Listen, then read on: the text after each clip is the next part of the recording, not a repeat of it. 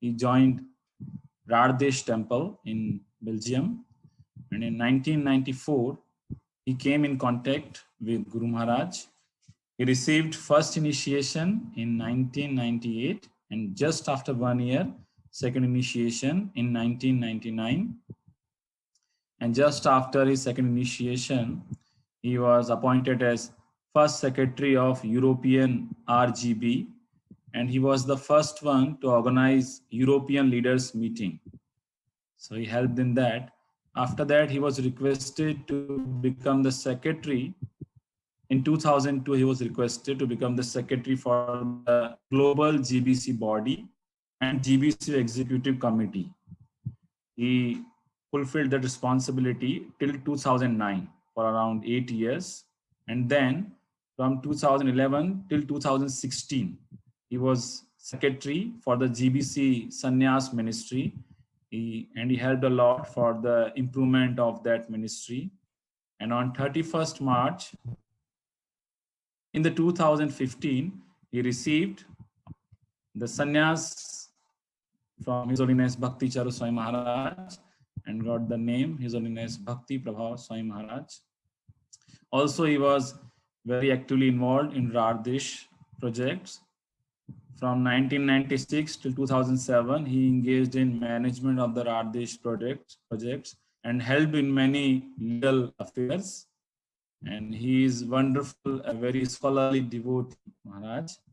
He studied Bhakti Vaibhav and Bhakti Vedanta at the VIHE in Vrindavan, and also earned a PhD in the study of religion at the University of Wales in 2016.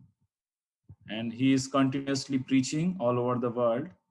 Since 2000, he is preaching Srimad Bhagavatam and other various Bhakti scriptures in ISKCON centers and institutions around Europe, especially in the UK, Ireland, Germany, Ukraine, and Bulgaria. He also have been to Ujjain many a times. He currently serves as a member for Sannyas Ministry and as a member for the ISKCON board for examination. So he's a very exalted devotee, and we are very fortunate to have him. We welcome His Holiness Bhakti Prabhava Swami Maharaj and request him to kindly enlighten us about the glories of Guru Maharaj. Hare Krishna. Hare Krishna. I'm very happy to be with you today. Om Jnana Timarandasya Jnanjana Shlakya Sakshram Militam Yena Tasmai Shri Gurave Namah. Namam Vishnu Padaya Krishna Prasthaya Bhutale Srimate Bhakti Charu Swami Tinamine. Nama Om Vishnu Padaya Krishna Prasthaya Bhutale Srimate Bhakti Vedanta Swami Tinamine. Namaste Saraswata Devi Gauravanya Pacharane Nirvishesha Srinyavadi Paskachai Desatarane. So I'm very happy to be with you today. I hope you are all well in all the places where you are. I'm presently in Bulgaria. Will be here for a few weeks and then return to my home base in London. I can only speak about my personal experience with Guru Maharaj, and that started early 90s. I came to the movement in Belgium when the movement was, we can say, in turmoil. Very difficult situation because many of the zonal acharyas left the movement or fell down, and including the for the Benelux at that time. And because many devotees were leaving the movement, or they left, went to the back. They didn't involve. They were not so much involved anymore. I saw many devotees had already taken 3 times initiation, and every time their guru fell down. So I was not going to take very quickly initiation. That at that time, Guru Maharaj was sent to the Benelux. Benelux means Belgium, Luxembourg, the Netherlands. He was sent by the GBC to help out to inspire the devotees again and to come over this difficult period. And so I was thinking, let's wait with initiation. That I met Guru Maharaj in different places in Belgium, and I felt attracted by its sweetness. But what attracted me is that he was always speaking about Srila Prabhupada. He was always putting Prabhupada in the center. That my impression was that he was a Prabhupada Bhakta. He was so devoted to Srila Prabhupada because, of course, he had served Srila Prabhupada in the past.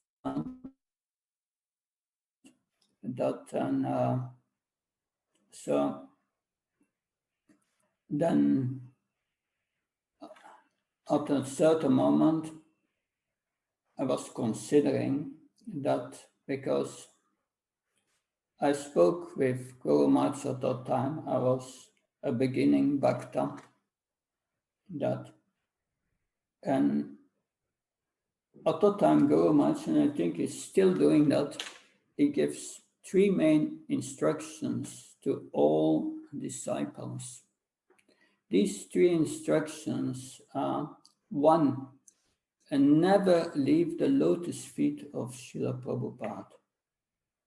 That we must consider that, especially I was attracted to this movement because of Srila Prabhupada, because of his books.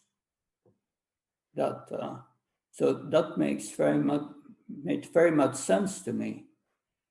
And then the second instruction he gave, whatever happens, never leave ISKCON.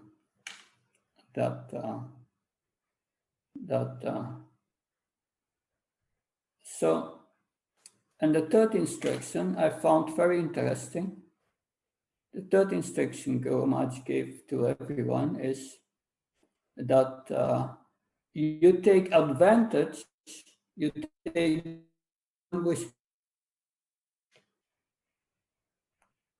and that made sense to me. That I decided to wait with initiation for a long time, but then Guru Maharaj said that I'm not a spiritual master. I'm not a guru. But the only thing I can do is I can connect you with Prabhupada. That considering all of this, because if I would take initiation from him, that would give me time to take up.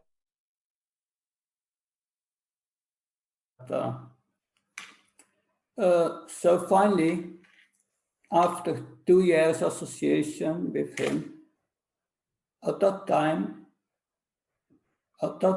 I went to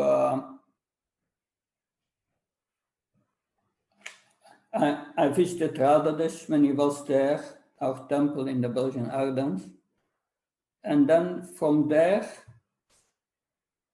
Guru Maharaj was going to Goloka Dham in Germany. And that project had just started, was completely new. They just acquired the buildings. So I went with Guru Maharaj, heard his lectures, and had very inspiring association. And I had a personal darshan with him in the library, and there he accepted me as his disciple. So then, 1 year later, he came, I think it must have been 95, he came again to Radhadesh, and like, it's like Guru Maharaj these days, he gives seminars in different areas of the world. So he started doing that, giving seminars in Radhadesh, and all the devotees, especially from Holland, they came, more than 100 devotees. And at that time, he had no secretary, and I became his secretary. Everyone who has been the secretary of Guru Maharaj must know that it's very intense. Sure, that very intense. I was sleeping 4 hours a night. It was very intense. But I tried my best to serving out to the best of my. I made sure I'd always extra sweets when he wanted to give sweets to someone, and yeah, so many little details. But I had also to type his letters, and he had a dictaphone, and the communication at that time was through Pamo.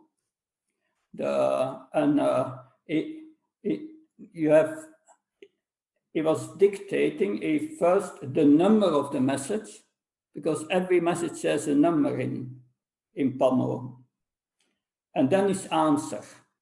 And so he dictated many letters, but then he gave me the dictaphone, showed how but by accident, when he gave it to me, it was running, and it was erasing practically what he was speaking. I stopped it, but a part was missing. So I was typing all the letters, but the first letter I'd only half. And I wrote it down, and I went to Guru Maharaj. It chastised me, but anyway,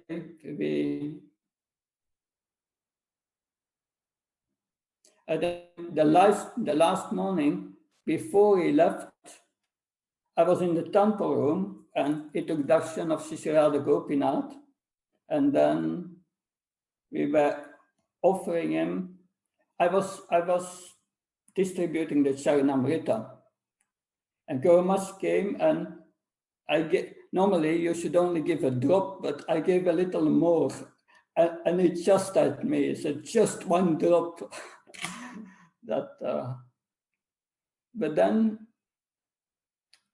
when he left, and then next year, the Redai Chaitanya Prabhu, the temple president of Radhadesh, he gave me a recommendation for initiation, and Guru Maharaj was coming to Zurich in Switzerland, and with all the devotees. I think Ramananda Roy Prabhu was also there when we went, and Mother Mandira, it's another god sister. We went all to Zurich with a bus, and Guru Maharaj arrived there. But then this was 96. We know 96 is the centennial, but also in 96, Harikesh, he left the movement, he left position as GBC and so on. And Guru Maharaj had a good cooperation with him, and at that time he said, because that caused also some crisis in our movement, he decided, I will not give initiation for the next 2 years. So I came back to Radhadesh, and the temple president told me, I thought you would, he would have given you initiation, but anyway, it didn't happen. And then, of course, I took guidance of Guru Maharaj, but also from others. Mostly I've been trained in preaching by Prahladananda Maharaj, because I've been traveling with him many years. But then finally, in 98, I went to Mayapur just for 1 week to get initiation. And it's interesting. At that time, I went, I had a flight from Brussels to Amsterdam with KLM and a direct flight from there to Calcutta. But that morning, I arrived in Brussels and there was a big fog. You couldn't see more than 20 meters. And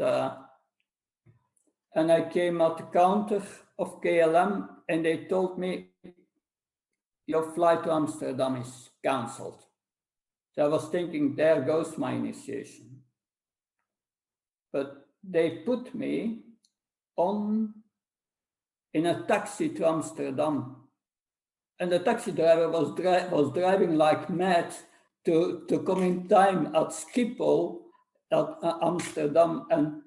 And just by wonder, we arrived and I was the last one to go into the airplane. Just in time. But then we arrived in Mayapur. I must say that in '96 also, that was 2 years before, I went with, because Guru Maharaj, he organized a 3-week travel in India, Mayapur, Vrindavan, Calcutta, and that was a nice experience. Guru Maharaj showed us all the places where Srila Prabhupada has been in Calcutta, that the Scottish College, the place where his apartment was, his pharmacy, the Mulliks temple, very nice. There were many devotees, many God brothers were there also. That was this beautiful deities.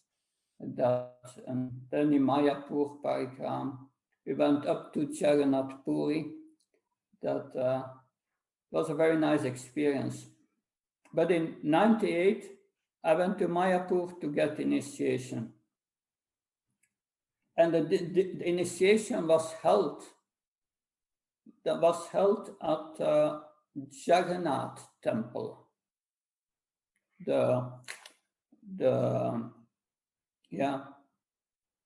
was at the Jagannath Temple, but the day before, Guru Maharaj called me because I was a Bhakta look.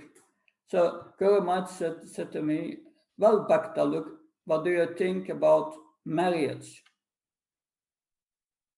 And I replied that I was just coming out of a very heavy divorce and I lost taste for married life. It had been too distressful, and I said, thank you very much. I'm not thinking I should do that. But then the next day, we were before the initiation, I think there were more than 20 Bengali God brothers.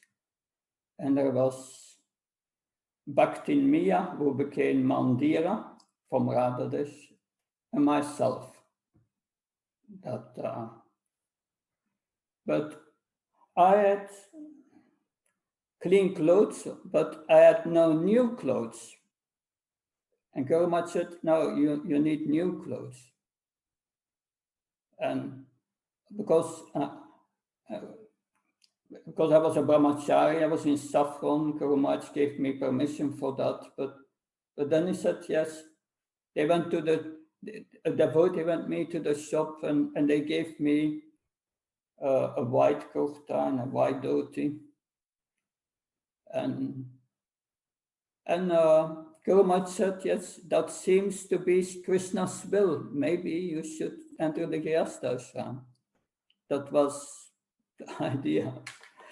But Guru Maharaj was very respectful to me, very respectful, always, also in Radhadesh. Maybe because I was elder, was already 38 when I got initiated, that very respectful.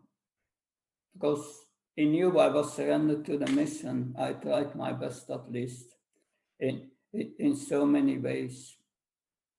But then at the initiation, first, he asked my Bengali God brothers. He asked them one by one to recite their vow, the 4 relative principles. And half of them could not remember these vows and say these vows. And Guru Maharaj became furious. You think I will give you initiation and you don't know the vows? He was furious. And this Bengali God brothers, they started to cry. But then he gave me initiation, and he gave me the name Lila Sukhardas, a name of Bilva Mangal Thakur. That's one who gets happiness by speaking about Krishna, and that's what I've always done. So, and Bhakti Mia got the name Mandira, and then finally he agreed to initiate all these Bengali God brothers. So then, after that initiation, I went back to Belgium, and I became engaged really in the management there and the administration in so many ways, in the Bhaktivedanta College. And after taking an initiation, they gave me more responsibilities. I became involved in Paris, in New Mayapur, also for the administration. But 18 months after my first initiation, I received in Radha the second initiation because they needed pujaris. And that was a very nice event. Many God brothers from Holland got also initiated at that time. But then I was meeting with Guru Maharaj every year at the GBC meetings, because for 8 years I've been the GBC secretary for the GBC body and the GBC executive committee. I was for a long time in Mayapur and so on. But although I had not so much initiation with Guru Maharaj, he would always be there for me. I remember this is 2010, that my ex-wife started criminal charges against me. These were all invented. Nothing was true. But she was the superintendent of the police of Ghent, which is a big city. And she abused all her power to get me in prison. When I received the charges and I went to a lawyer, the lawyer said, "There's not much I can do for you. You are risking 2 times 70 years of prison." That was very heavy. At that time, I just applied for sannyas. I think Lord Krishna wanted to test me and purify me, prepare me for that. But when I got these charges, I wrote an email to Guru Maharaj. And I wrote him this email, and 10 minutes later, I got him on the phone. That he has such a deep concern for his disciples. If he accepts someone as his, he will do everything to help that disciple. And he told me, just, you have to fight. And I started a fight. And 6 months later, of course, because it were all lies that she wrote, that it was not very difficult to point out deficiencies. And I worked with my lawyer, and after 6 months, the public prosecutor said that there is no sufficient proof for this.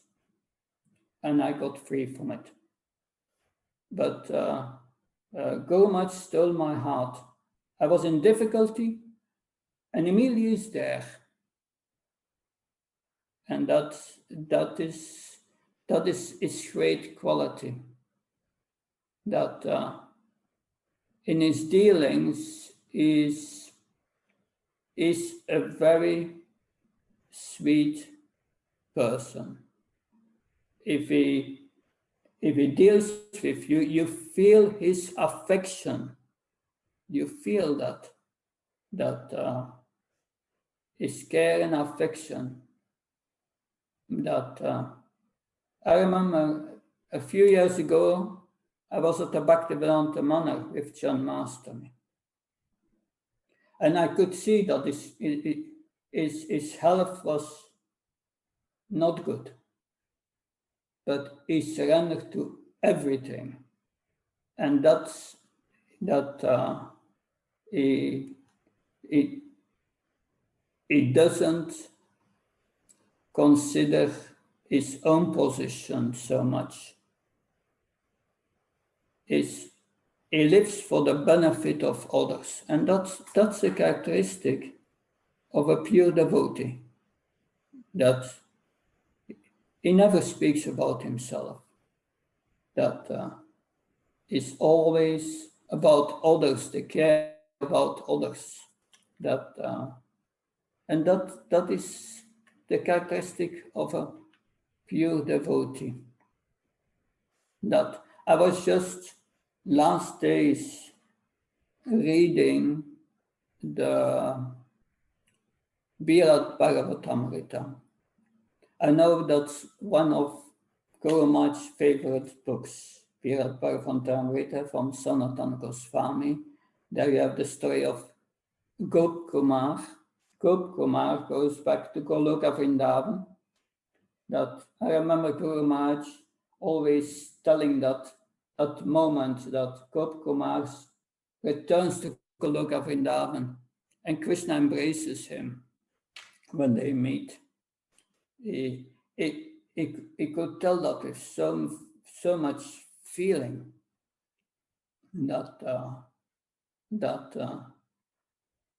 but there Gop Kumar, his name is in Goloka Vrindavan is Sarup. Shish Sarup is a family member of Srimati Radharani. And at the end of Virat Bhagavatamrita, Shish Sarup sometimes is in Goloka Vrindavan and sometimes is in the earthly Vrindavan. And in the earthly Vrindavan, Bhumi Vrindavan, there he has a Brahman disciple. And he says to the Brahman disciple, yes, sometimes I'm here in Vrindavan, at the earth, and sometimes in Goloka Vrindavan. For me, there is no difference. And I was thinking of Srila Prabhupada. Srila Prabhupada, wherever he went, he was in Vrindavan consciousness. That for him, the spiritual world or here, no difference. Srila Prabhupada was the greatest personality that has ever been on this earth in our modern times. That and it is not, but therefore all those who came directly in contact with Srila Prabhupada, we can understand, are not ordinary persons. Because what gave me faith in Guru Maharaj in the beginning is that when he was a servant of Srila Prabhupada, that Srila Prabhupada had so much trust in him that he gave him first and second initiation at the same time. And two months later, the day after Bhima Ekadashi, there he gave him sannyas. And all his god brothers protested and said, Prabhupada, why are you doing that so quickly? Prabhupada said, if he falls down in a mode of goodness. So that shows something. Srila Prabhupada speaking about Guru Maharaj in that way, that gives faith. We can understand that he's also not an ordinary person. We know that Srila Prabhupada was the field commander sent by Gauranga Mahaprabhu. And Guru Maharaj is his assistant. That Guru Maharaj is part from these pastimes of Gauranga Mahaprabhu. And we can also become part of these pastimes if we just engage him in his, if we just engage in his service. That we can, by that we can understand Guru Maharaj is not an ordinary person. But yes, he will present him as such. That he's so humble in his, when he, that, and that humility comes when one fully depends on the mercy of the Supreme Lord. That one becomes just an instrument. As an instrument, you don't think of yourself very great. You are just assisting. That, and that is Guru Maharaj. That, and Srila Prabhupada, he had a very intense schedule, like Bhaktivinoda Thakur. If you see his daily schedule, but Guru Maharaj also, when I was serving him, wow, I could not follow what he was doing. That until today, I will not be able to do what he does. That meeting so many people, so many meetings, he gives everything for the service of Srila Prabhupada, and his focus remains on Prabhupada. And I think I've learned from that how to put Prabhupada in the center. And I honestly believe that this is the key for success for all of us. That never leave the lotus feet of Srila Prabhupada. And that's very essential. So these are my experience with Guru Maharaj. So if someone has any question about what I revealed as my relationships with, in my relationship with Guru Maharaj,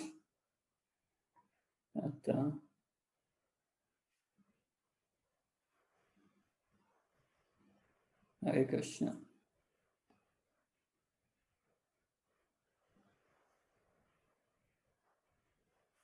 Hare Krishna Maharaj. Still, we have some time. Yeah. There are more pastimes, you can share now. Yeah. Yeah, that's, I've had many experience with Guru Maharaj. That I remember when we went together on Parikram in 96, that was a centennial in Mayapur. And in the beginning of the Parikram, Guru Maharaj said, and that always stayed with me.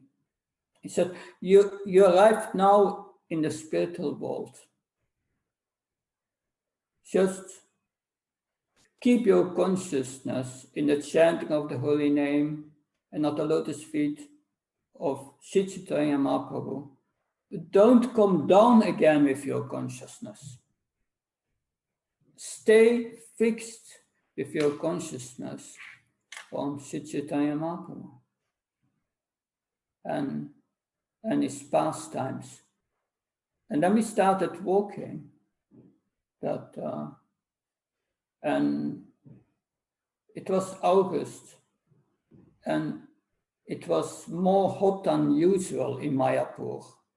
That's we can say a heat wave was, and the sand on the ground was very hot. You could not put your feet on it because you would burn. So for me, it was very difficult to go to walk barefoot. But Guru Maharaj, he did not notice it. He was just walking on this hot surface without any difficulty because his consciousness was not in his body. That I've seen many times, Guru Maharaj is so focused and he's focused on what he's doing and he doesn't see anything else anymore. That and that's a great quality for a devotee, to be always very focused. I've seen that different times. When he comes at the temple, he will first take darshan of the deities, always. That is tradition. That one time he came in Radhadesh, he took darshan of the deities, and we had prepared everything for food, bathing, for worship, for worshipping him. But he refused everything. And we did Guru Puja for Srila Prabhupada. That was, he feels very embarrassed to put himself in the center, that he doesn't want that. He wants always to put Prabhupada in the center. Therefore also his Vyatsa Puja, I think it was Vyatsa Puja 96, 97 or 98, I'm not sure, but I was in Mayapur that year, and it was his Vyatsa Puja. And the devotees had compiled all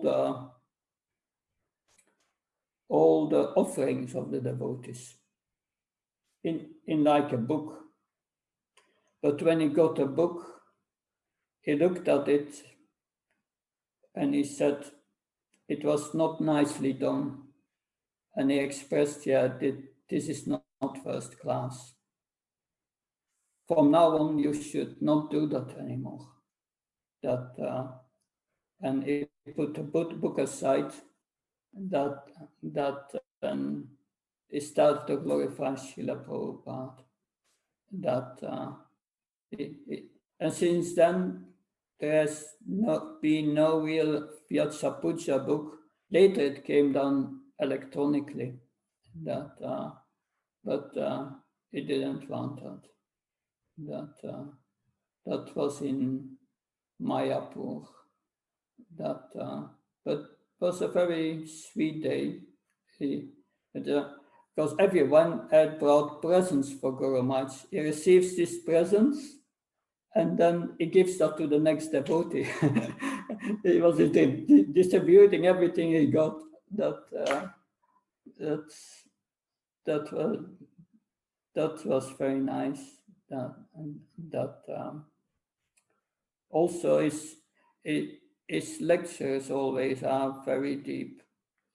Until today, I hear regularly his lectures, and he is a spiritual genius that he can many times quote some things in such a way that you suddenly deeper understand it, another angle of vision, and you say yes, and it's so simple, but you don't see it, but when he presents it, the way he presents it, you understand it.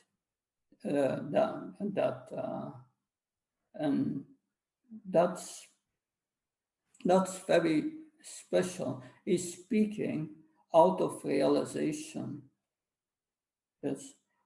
Of course, Srila Prabhupada instructed him to translate the Bhagavatam in Bengali. And that became his focus till 96. But to translate the Bhagavatam, you must know the Bhagavatam, every word, so how deep he went in the Bhagavatam to do that work. And from that, he got deep realizations yes,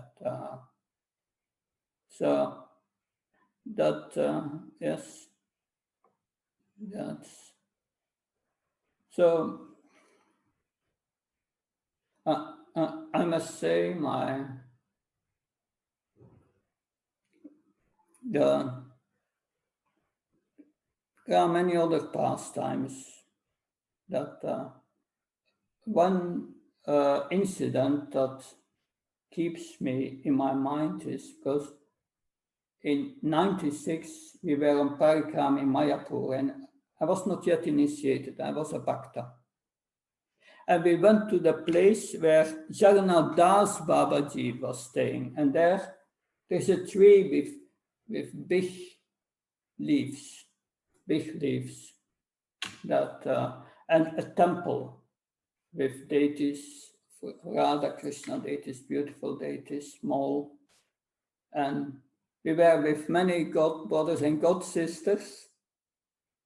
And it was, like I said, at that time in Mayapur, there was a heat wave and it was so hot. So everyone was inside the temple, in this small temple room, sitting around Guru Maharaj, but I could not fit in. And I could not stay outside in the full sun because you would burn immediately. So I was staying a little outside. And when he just started the lecture, he saw me and he said, "Bhakta, look, come here." And he wanted me to sit right before him. So I went into the temple, the devotees went aside. I was sitting down before him. And then he was shouting at me. He said, "Don't sit with your back to the deities." I remember that. And since then, I'm always very careful. Under a temple, I will never sit with my back to the deities or Srila Prabhupada. That have made a deep impression on me. Yes, that was one of, that's a chastisement of the spiritual master. It chastises you and you never forget. You never forget. And that's the mercy of the spiritual master. Like Guru Maharaj said to Prabhupada, but please chastise me. Because otherwise, what will I become? That's the humility of a disciple. And that's one of the causes of advancement. of the disciple to be humble, very humble, and dedicated to the mission of Srila Prabhupada. So these are some of the pastimes with Guru Maharaj. We had also always, especially in the 90s, we had exchanges of letters. I kept all these letters. Very nice instructions always for different, because in the beginning I was involved in the preaching in Flanders, and then in Radhadesh. In Radhadesh, when I joined Radhadesh in Belgium, he instructed me to take care of the administration and all the legal affairs there. And I worked for the Hridaya Chaitanya Prabhu. And I did that for many years, cleaned everything out. It has been a very interesting time. So until today, I'm Guru Maharaj's servant, and I try to preach under his instruction. When he gave me sannyas, he said to me, "Your name is Bhakti Prabhava." Prabhava, he said, means influence. Now, with your influence of Bhakti, you preach all over the world. And that's the little service I try to render. And with his mercy, hopefully, if we if we can surrender more and more, that we will make also spiritual advancement and finally go back to Godhead. Thank you very much. Hare Krishna. Jai Prabhupada. Hare Krishna Maharaj. Thank you very, very much, Maharaj, for sharing all these pastimes. Generally, I see the messages from the devotees over the Zoom. They generally request if there are some chastisement pastimes, and that one you shared with all of us. And yeah, definitely we get learning from Guru Maharaj when there is a chastisement, and it's as whatever I have heard is like the main prasadam, main Mahaprasadam from Guru Maharaj. So thank you very much for sharing all these pastimes, Maharaj. It's my pleasure. Hare Krishna. His Holiness Bhakti Prabhava Swami Maharaj ki. Prabhupada ki jai. Jai.